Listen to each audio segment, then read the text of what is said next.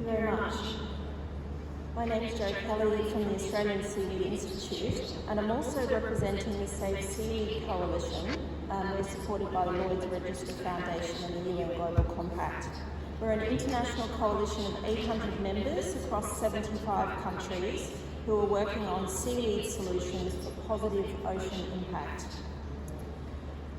We all know here that nutrient pollution is one of the greatest risks to marine and coastal ecosystems globally. Excess nutrients can cause algal blooms, poor water quality, eutrophication, acidification, and reduction in biodiversity and ocean resilience to climate change impacts.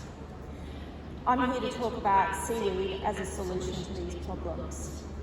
Environmentally responsible seaweed aquaculture provides a scalable, nature-based solution to safely soak up excess nitrogen, phosphorus and carbon that is damaging coastal ecosystems and our reefs.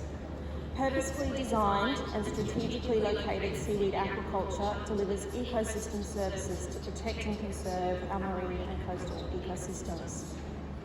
In addition, the seaweed, regularly harvested to remove the nutrients from the marine ecosystem, provides sustainable food, animal feed, fertilisers and bioplastics to further reduce environmental impacts on the ocean ecosystem. Besides producing the most sustainable food source on the planet, recent product innovations include a seaweed supplement that reduces methane emissions from cattle by over 80% when sprinkled in their food, and edible biodegradable seaweed bioplastics, as well as biorefinery processes to get more with less. Seaweed also provides jobs and economic development for coastal communities. But seaweed is a well-established industry, particularly across Asia, in China, South Korea and Southeast Asia, but it is only just emerging in other countries.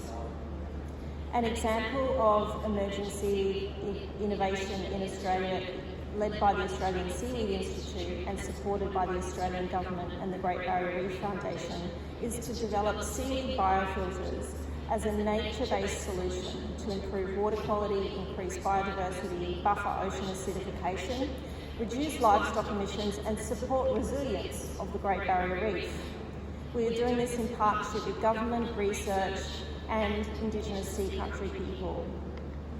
But there are challenges and barriers to scaling up the potential ocean impact that a seaweed industry can have. Political will, policy and regulation and investment. And these challenges are echoed globally where there's an emerging industry. We need help from international agencies, governments and funding partners to scale up positive ocean impacts in the decade. If you'd like to know more, we're holding an official side event on Thursday at 11:30 a.m. called Seaweed, a Revolution for SDG 14 and more. And you should come along to find out how your country and organisation can help to accelerate the seaweed revolution for positive ocean impact in this critical decade of action. Thank you.